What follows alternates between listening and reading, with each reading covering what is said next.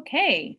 Well, good evening and welcome to the Jackson Family Community Cluster Trainings put on by the Atlanta Public Schools Division of Academics. I am Yolanda Brown, the very proud Chief Academic Officer here in Atlanta Public Schools, and we are excited that you've decided to join us this evening. Of course, our academics team has some robust information to share with you all that will focus on, of course, our two new universal screeners in Atlanta Public Schools for academics and social emotional learning and behavior, and also our school-based intervention block curriculum. You're going to learn more about that. And then you'll hear more about our Securely app from our instructional technology team. So with that, again, I'm thankful that you all are here this evening, and we hope that you'll stay for the duration of this training. And with that, I will turn it over to the Assistant Superintendent for Teaching and Learning, Dr. Selena Florence. Again, thank you for being here, and we look forward to having you for the entire duration. Good evening, parents, families, and community members. Welcome to our parent cluster meeting for the Jackson Cluster. Here are our meeting norms as we get started this evening. Be polite and respectful to others. Ask questions in the chat. Stay focused on the topics at hand. Be patient. Assume everyone is doing their very best. Here is our agenda for this evening. We just had our welcome from Chief Academic Officer Brown. We will do some introductions. We will discuss our K through 12 universal screeners, NWEA MAP and BASC-3 BESS. We will also take some time to look at our intervention and enrichment block, class, or course. We will talk about Securely. We will take questions and answers from you, and then we'll also solicit some feedback from you at the end of the session. So here's a little bit about our Division of Academics. As you can see at the top, we have Yolanda Brown, our Chief Academic Officer, who you just heard from. And then our division is made up of 3 different departments. So I am Selena Florence, the Assistant Superintendent of Teaching and Learning, and I will let my colleagues introduce themselves. Good evening. I am Katika Lovett, the Assistant Superintendent for Student Services. Good evening, Jackson Cluster. I am Aaliyah Henderson Rosser, Assistant Superintendent for Instructional Technology. So our division is made up of the 3 departments you just heard. A little bit more about the division. So within the Teaching and Learning department, we have Curriculum and Instruction. We have ESOL, DLI, and World Languages. We have the Department of Early Learning, CTAE and Signature Programming, Social Emotional Learning, or SEL, and JROTC. In Student Services, we have Health Services, Student Support and Interventions, Special Education, and Summer and After School Programs. And in the Department of Instructional Technology, we have Media Services, Instructional Development and Design, Instructional Technology, and Virtual Programs, including AVA. I will now turn it over to Dr. Lovett to talk more about our strategic plan. Okay, as we're getting started tonight, it's important to note that our APS strategic plan for 2025 serves as the anchor for our work. Again, we are building on our legacy here in APS. Next slide, please. Here you have our strategic priorities, and they are fostering academic excellence for all, building a culture of student support, empowering and equipping our leaders and staff, and creating a system of support for our schools. Again, we are focused on all things equity, excellence, and engagement. Next slide, please. As we are continuing to build on that strategic plan and those strategic priorities, we have developed something that we call our APS 5, and it really serves as the anchor for the work that we do here in the Division of Academics. The APS 5 is made up of data, in which we will utilize data to drive all instructional decisions and ensure equitable outcomes for all students, curriculum and instruction, in which we're implementing a rigorous and culturally relevant and linguistically responsive curriculum with fidelity in all core content areas and instructional best practices in Tier 1 instruction, whole child intervention. We're implementing a whole child system of supports that integrates social emotional learning, behavior, wellness, and comprehensive academic intervention plans, personalized learning, which we're utilizing flexible learning tools, technology integration, and targeted instruction to personalize learning for all students, and finally, signature programming. We are strengthening the implementation of our signature programming across all schools. And again, this is anchored in our strategic priorities of fostering academic excellence for all and building a culture of student support. Next slide.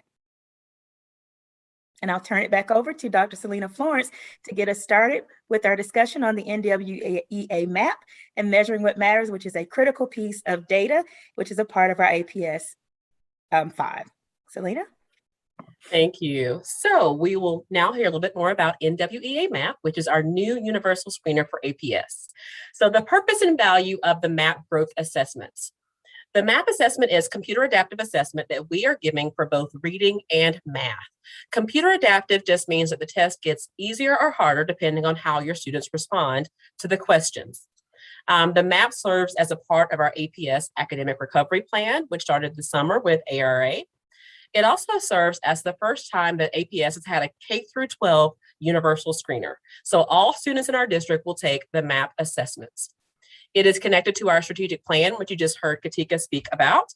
It helps us and schools to identify student learning needs at the school level. So schools will be able to use this data to determine what are specific needs of each individual student.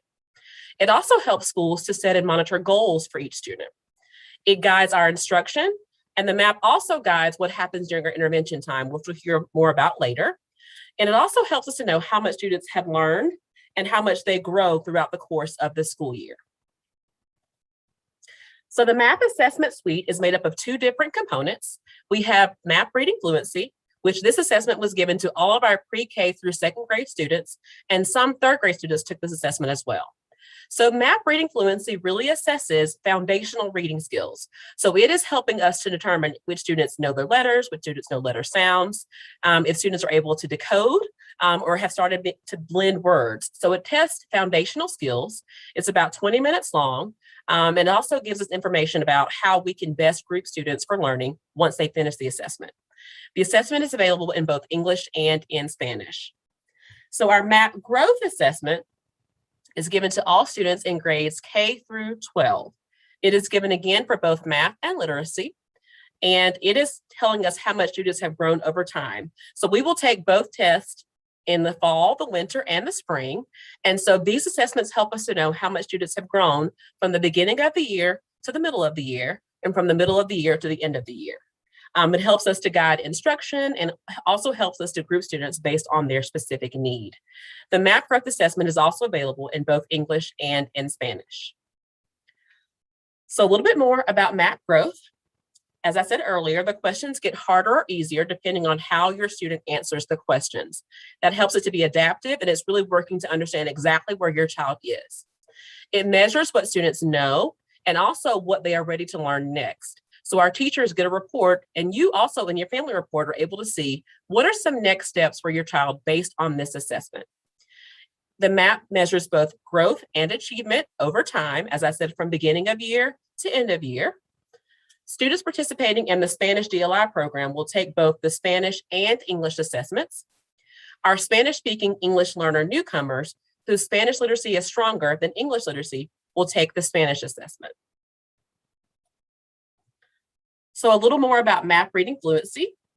MAP reading fluency is given in pre-K through 2nd grades. It is all given online. And again, it's assessing foundational skills. It is for beginning readers through independent readers. It measures comprehension of material that is read aloud to our students.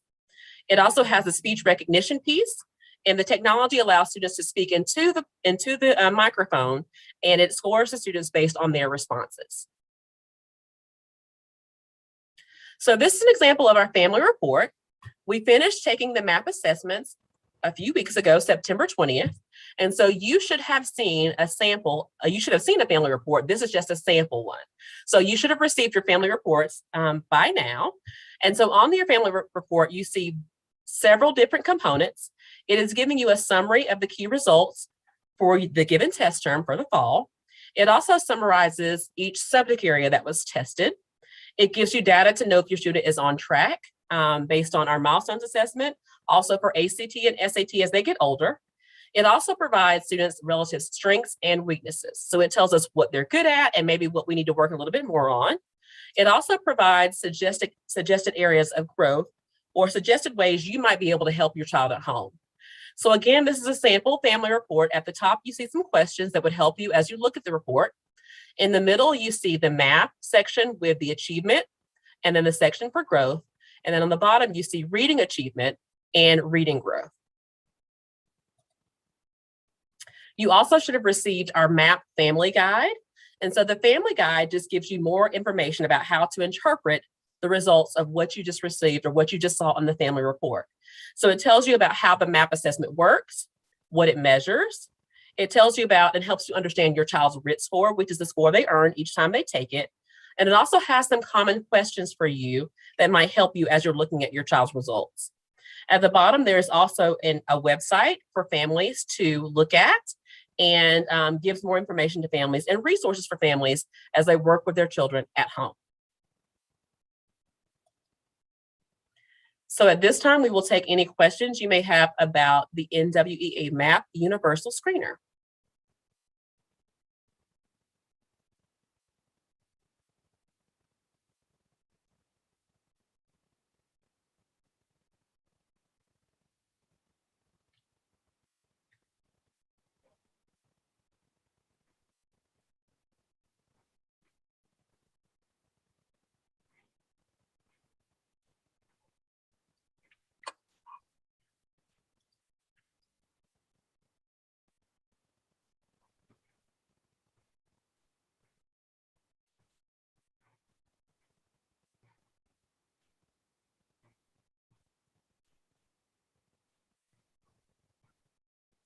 Okay, I see a question about, does this apply to pre-K? So pre-K would take the MAP fluency assessment. And so again, that assessment just is looking to see if students have foundational reading skills. So it's assessing letters. Do they know letters? Can they identify letters? Do they know letter sounds? Can they start to blend words or decode words, just simple words like cat, dog, that kind of thing? So pre-K does take the MAP fluency assessment, but it's only assessing foundational reading skills to see if they're prepared to start learning to read. Very good question.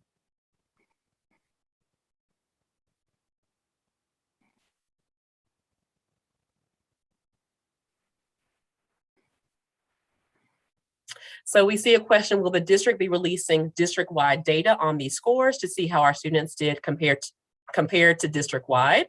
So yes, in the winter, the district, after we have growth data, so once we take the assessment again, which will be the end of November, early December, the district will gather that data and that will be published district-wide so you can see the growth from fall to winter.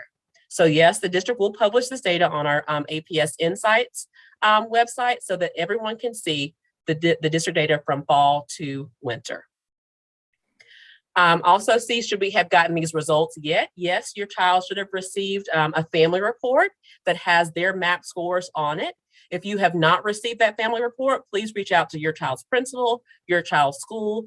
That report should have come home about 2 weeks ago. So please reach out to your child or to your child's teacher or school if you have not received any results. And that would apply to pre-K families as well, yes.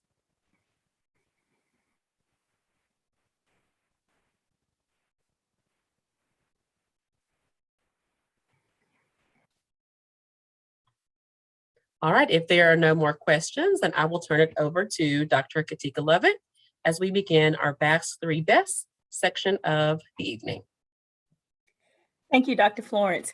I'm excited at this time to introduce to you Dr. Shannon Hervey, our Director of Student Intervention and Supports. And Dr. Hervey is going to introduce to us our Behavior and Emotional Screening System, or the BASC 3, which is the district's first universal screener for behavioral and social emotional wellness. So I'll introduce Dr. Hervey at this time to get us started. Shannon, take it away. Good evening, everyone. As part of the Whole Child Framework, the district secured its first ever universal social emotional behavior screener, which is the BAS 3 BESS. The BESS screens for a variety of behavior and emotional disorders that can lead to adjustment problems.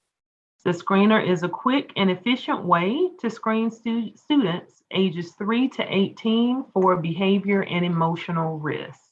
Next slide. So you may be asking, why screen for social, emotional, behavioral health? In addition to learning more about the risks all students may be subject to, The beauty of this screener is that it will help to put students on the radar of school staff who otherwise may not be there. What we have learned is that schools may not be aware of the inner and emotional struggles of students who don't or won't advocate for themselves, or students with good grades and typical behavior. The data from this screener will create an evidence-based pathway for students to receive additional supports, provide information that will help schools to focus effort, time, and resources on students who have the highest needs, and will aid schools in making big picture programming decisions in support of students. Next slide.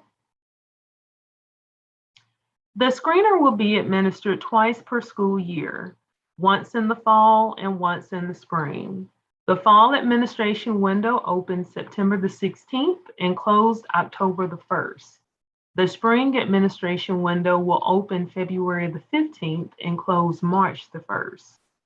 Screening was completed during a student's homeroom period, advisement period, or during the period designated at the school level. Parents will receive a score report following each administration window, and for the fall administration, parents can expect student reports to be sent home between October the 11th and October the 15th. The World Languages Department worked collaboratively with Student Support and Intervention to ensure that the needs of English learners and their families were addressed throughout the screening process. Parent reports will be available in English and Spanish, and the World Languages Department will work collaboratively with schools to ensure that all families understand their child's screener report. Next slide. Digital access of the screener was available in English and Spanish. Pen and paper administration was available in multiple languages, including English, Spanish, Arabic, Portuguese, Farsi, Chinese, and French. One-to-one or group administration opportunities were available for students who needed support to complete the screener, and parents and teachers were provided an opportunity to complete the screener on behalf of students who have mild intellectual disabilities that impeded their ability to complete the student form. Next slide. Any parent of a student ages 8 to 18 who did not wish for their child to take the student self-assessment portion of the BAS-3 BESS was invited to return the opt-out form to their child's school. Parents who chose to opt out only need to opt out once during each school year. Next slide. The BESS will analyze a student's behavior from 3 perspectives, that being the teacher, the parent, and the student self-report. Students, again ages 8 to 18, completed the self-assessment. However, screener information for students younger than age 8 was provided by teachers and parents. Teachers provided screener information for students in grades kindergarten through 12th grade. Parents were invited to provide screener information for students in grades pre-K through 12th grade. Teachers and parents spent 5 minutes or less to complete the screener, and students spent 5 to 15 minutes to complete the student self-assessment. Next slide. Take a moment to take note of the screener indexes and their explanations. These acronyms you will see again in the next few slides as I preview a sample score report. We'll just pause here for just a second.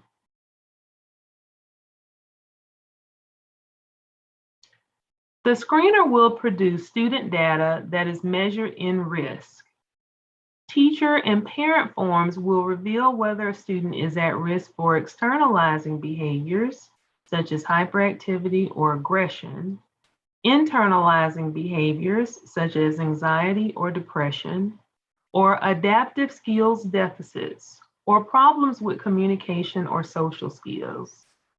Student forms will reveal whether a student is at risk for internalizing behaviors, self-regulation deficits, such as hyperactivity or attention problems, or personal adjustment deficits, such as relationship problems, self-esteem challenges, or self-reliance issues.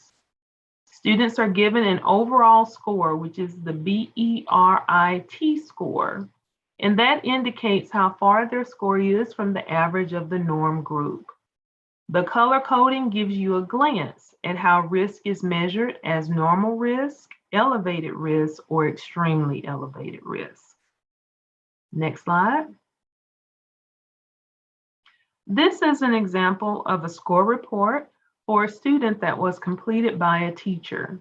We want you to have an opportunity to view an example of what a screener report could tell you for each student. Let's pause here for just a few seconds so that you can review, and then the next few slides will provide more explanation of the individual components of a score report.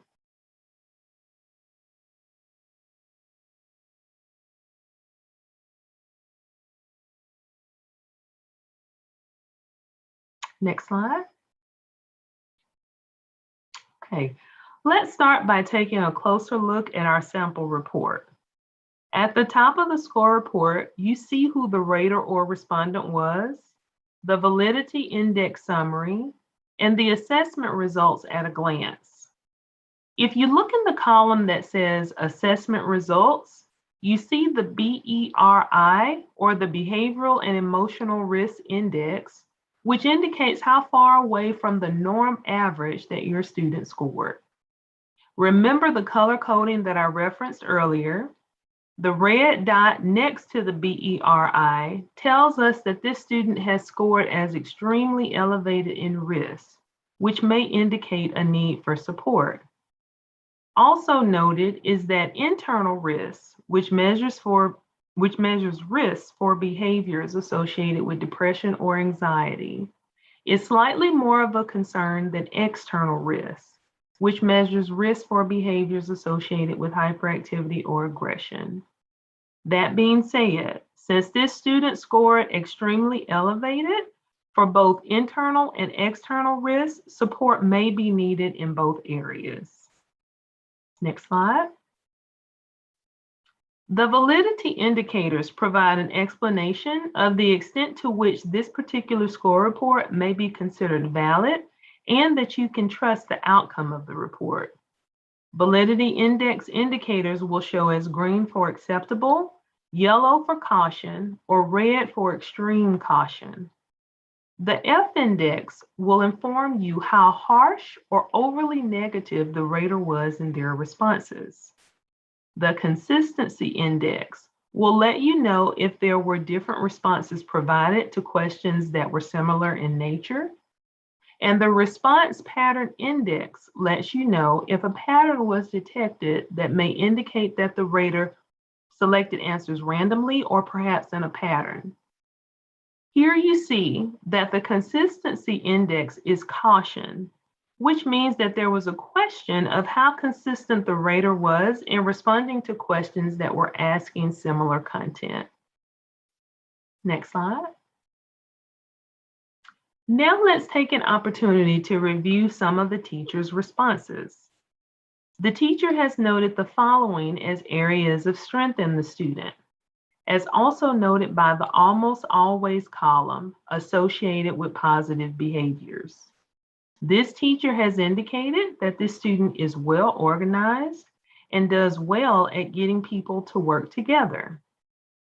If we look at areas of growth, we can see that the teacher has noted the following concerns or areas of growth as indicated by the almost always column associated with negative behaviors. This student worries, has poor self-control, has a short attention span, is easily stressed, and appears tense. Next slide. You may ask, so what happens next after the screener? Well, the screener is a starting point for next steps in determining the best course of action to support students. After schools review data screener reports, school-based student support staff are meeting with students of elevated or extremely elevated risk to confirm that risk or identify need. They then will contact parents to discuss risk and recommend a strategy of school support. After that, they will support the student in a manner that is agreed upon by the school, the parent, and the student, and then monitor progress. Next slide. There are many interventions that schools have access to and can employ. Here you see sample interventions that schools may recommend to support the needs of your student. Based on the needs that have been identified, schools can determine additional interventions and strategies to utilize for support. There is not a cookie cutter approach to supporting students, so the work that will go into recommending and tailoring support to fit the needs of each individual student will be essential in helping students to make progress, succeed, and thrive. Next slide. If you would like to learn more about the BAS3 BESS, we have added a page to our Student Support and Interventions Department webpage that provides in-depth information about the screener. To access this page, please visit the APS website noted at the top of this slide. Here, parents have access to some of the most widely asked questions that I have received regarding this screener. Thank you for your time this afternoon. And are there any questions?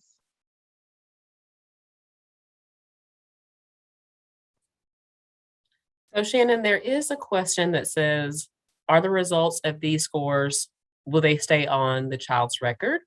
And so I can speak to MAP. The MAP scores are not on a child's record. We will be able to see how your child has grown if they stay in APS from kindergarten through 12th grade.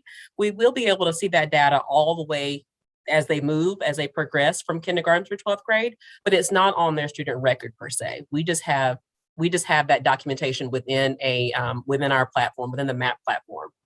Shannon, if you want to speak to the BAS3. Yes, and as similar to what Dr. Florence just said, the outcome of the BAS3 BESS is also not a part of a student's academic record.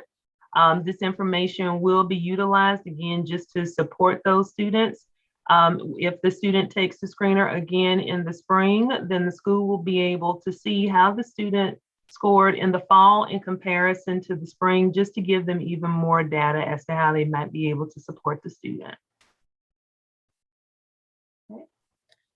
Okay, there's another question about how troubling results will be communicated and received. So how you will communicate those things to families if you see something that's troubling, and then how will the district support families as if they get that kind of information?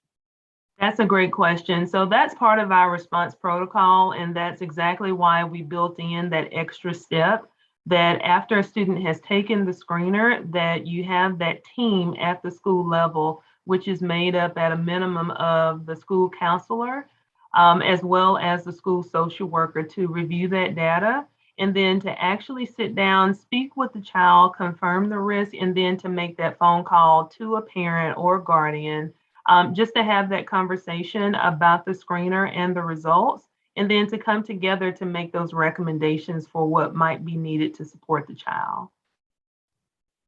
So again, just want to clarify that neither assessment is a part of a child's official transcript, so they don't follow the child anywhere. The district just uses them as we support children as they matriculate from kindergarten all the way up through 12th grade.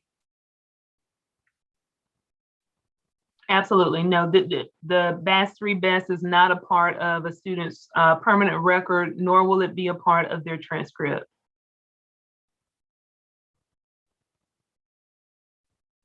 All right, any other questions?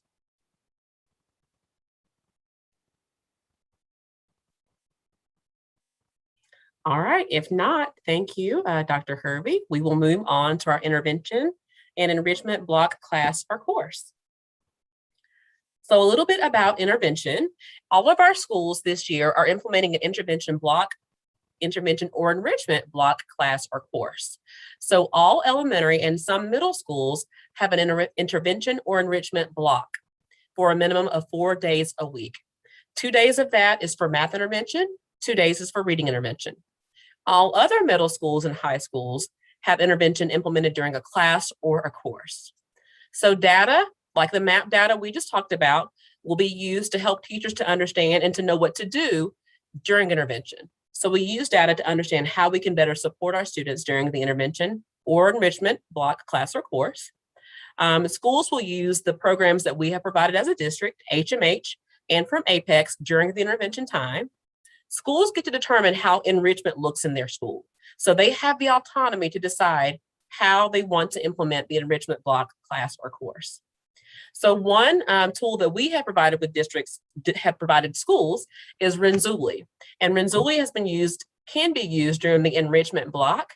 It is a digital learning platform. It's all online, and it's actually building a personalized learning path for students. It's based on students' interests, students' passions, what they like to do. It builds a profiler for them, and it actually works to personalize the learning that students are doing while using the platform. Enrichment could also consist of a genius hour, passion projects, independent study. It could be used for coding, for STEAM labs, maker spaces, any other kinds of clubs that schools so choose. So the enrichment block is really up to the school to decide how they want that time to look for those students. For our intervention piece, intervention is scheduled in all of our elementary, middle schools, and high schools. For elementary, it is scheduled for 30 minutes. For middle schools, 45 minutes, and for high schools, 90 minutes. Our focus, again, is on literacy and mathematics. We are using a comprehensive assessment system that includes our universal screener, but also progress monitoring, which just means that in between the times that we take the math, we are working to make sure that students are learning, they're on the right path, and that we are able to pivot or do something different if we see students not making the progress we think they should have.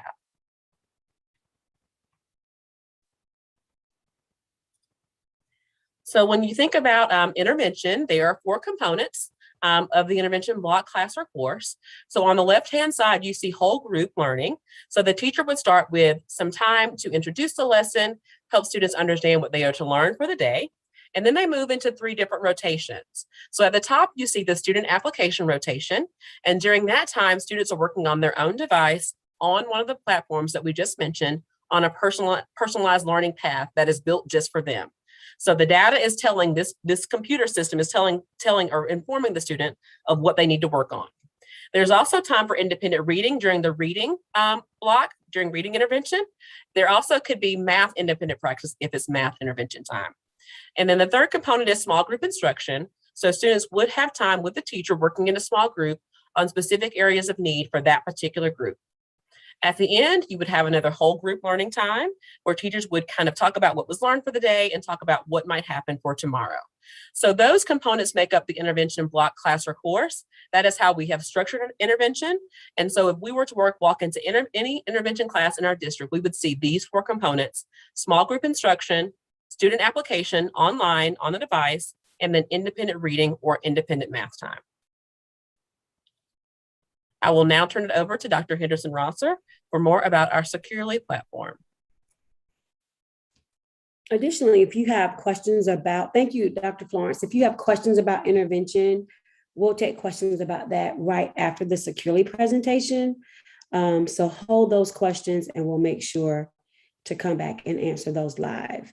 So rolling into Securely, our home parent app, we are very excited about this. Have you ever wondered if your student is on task on his or her laptop? Do you want to make sure that your student is navigating the appropriate websites to accomplish his or her homework? If you've ever asked yourself any of these questions, Securely is here to help you manage your students on the internet and ensure that they are using their school-issued device appropriately. You can see the QR code here with our tiny APS web address. Please make sure if you can follow along this evening, I will go through screenshots and step-by-step on how to access Securely. You can get your laptop out, get ready to log into Infinite Campus, and then you can access Securely as we go through these steps. If you miss everything today and it just ends up being an update for you, you can get hands-on training at your student's school. So what is Securely? It is a parent portal, an app that you can download that gives you some peace of mind. Some of the features include being able to pause the internet on your school issued device. You can also make sure to receive real-time online activity feeds of what your student is doing. And I'm going to show you how to do that in just a second. But a little bit of trivia. Did you know that APS is now a one-to-one district? So what does that mean? It means that every student in pre-K and kindergarten has an iPad, and every student in grades 1 through 12 should have a Chromebook. These are your school APS issued devices that have come home, and your student can work on them from home to school. At this time, we're not monitoring pre-K or kindergarten. Securely does not operate on an iPad, but we are monitoring 1st through 12th grade on the Chromebook. So the next thing you'll see is a quick video overview of what exactly Securely is. It'll kind of break down what you can do, and then we'll go over those features more in depth after the video.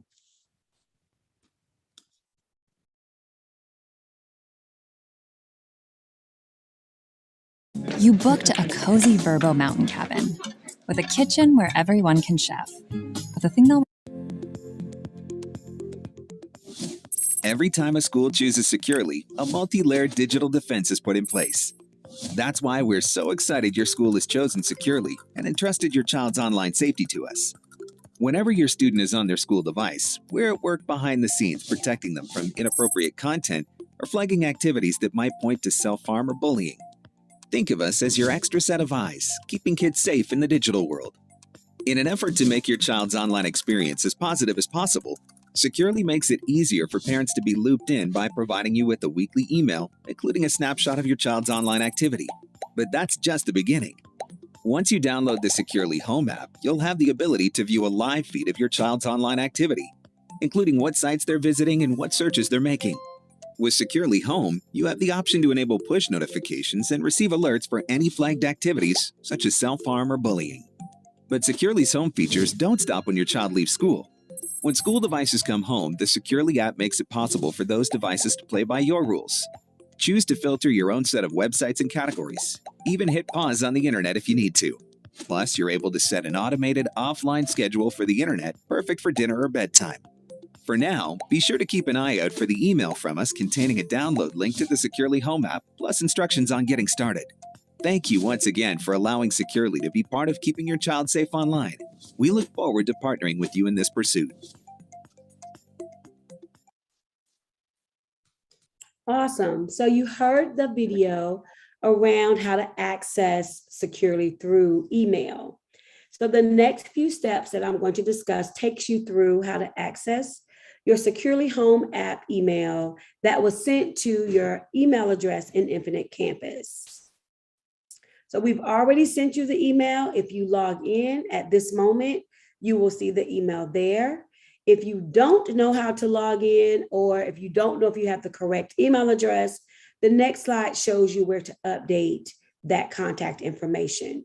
You would click on the More menu, select Family Information, and then make the changes and click on Update. On the next slide, you'll see if you want to make those desired changes, they have everyone listed there and the emails that we have on file for your student. And then you'll click on the blue button that says Update. Once that email address has been updated, your Securely parent email and the code to access it and download will pop right in. You can either go to the iTunes Store or the Google Play Store to download the Securely Home app. You'll type that in and it's available for all types of devices, Android or iOS devices. Once you have the app downloaded, this is what the home screen will look like.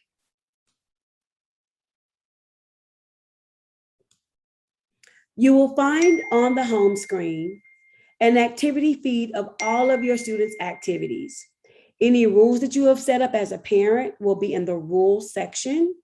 You can see that there. And if there are flagged activities that you may need to be aware of, it will fall under the flagged activity. Any offline activities or schedules will also be listed here. You will have the ability to pause the internet on your child's device from this screen as well. If you see that pause button there in green, clicking that is just as easy as pausing any internet access for your student, and it stops right away. Let's take a moment to go through each of these menu items. Here is the activity feed that provides the real-time activities that your child is engaged in online. It will come up and filter for you and let you know exactly what's happening with the most recent activity being at the top. The next slide, and this screen shows you the list of activities. Also, if there's anything that our AI insecurely has identified as harmful, or maybe bullying or harmful web searches that are being taken place on the student's device, it will notify you if there's anything that's potentially very serious for you to address. It also notifies a school official. In the rules section, this allows you to block or allow certain websites during a period of time. It gives you categories that you can block, wholesale, or you can block very specific web addresses or YouTube sites. If you want to go ahead and just set up a schedule so that the internet is inaccessible by your student, you can do that here in offline schedules. Remember, you can pause in real time or go ahead and state from 5 o'clock until 6:30, we're not going to do any screen time, we're not going to get online, and therefore that schedule will be put in place and you won't have to do anything further for the internet to be stopped. And then finally, again, there's our slide around pausing the internet. A great feature that gives you some time to engage with your student without them being distracted. Now, if this all seems a little overwhelming and you don't want to receive messages every day or a summary email every week around what your student is doing, you can unsubscribe to the securely emails. You'll see that on one of the screens there, and you'll see the box in red. Just click unsubscribe and you'll automatically be unsubscribed. Please keep in mind, again, we're going to go through some other steps just to make sure you know how to access everything. But again, you will have training at your child's school. Please make sure that you contact the school to find out when that training may occur so that you can have hands-on training and really engage in the application and the tools. Here is the QR code, once again, to access all that you've seen today in this presentation. And a final presentation that we'll pause here for a moment so we can review the steps on how to access securely. Thank you for your time and attention in this presentation. It's a quick, easy step 1, 2, 3, 4, and 5, and you're in. We are hoping that this application will help our students to become model digital citizens and use their school-issued device appropriately every day. We want them to really be focused on academic progress and success. And at this time, we'll take any questions regarding intervention or securely.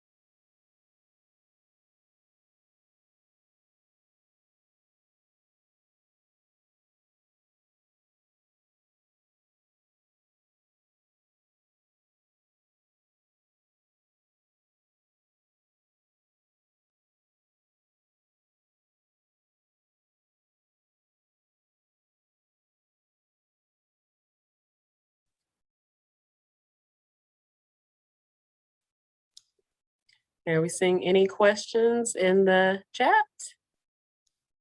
I was just about to say, Dr. Florence, I don't see any questions remaining in the chat. Okay, so at this time, we would like for you to give us some feedback about tonight's session. If you will take your phone, take a picture of this QR code, it should take you to a 4-question survey that just asks you to give us some feedback about the session. The very last question asks you to list any additional questions that you still have about what was shared this evening. Please remember that this is our first engagement with you all as families, and we plan to come back in the springtime and do another session with you all about some of our academic initiatives that will be taking place at that point in time. So we will have a follow-up session in the spring. We will give you more information about our academic initiatives. We thank you all so much for attending this evening, for your great questions and your great feedback, and we hope you all have a fantastic evening. Thank you and good night.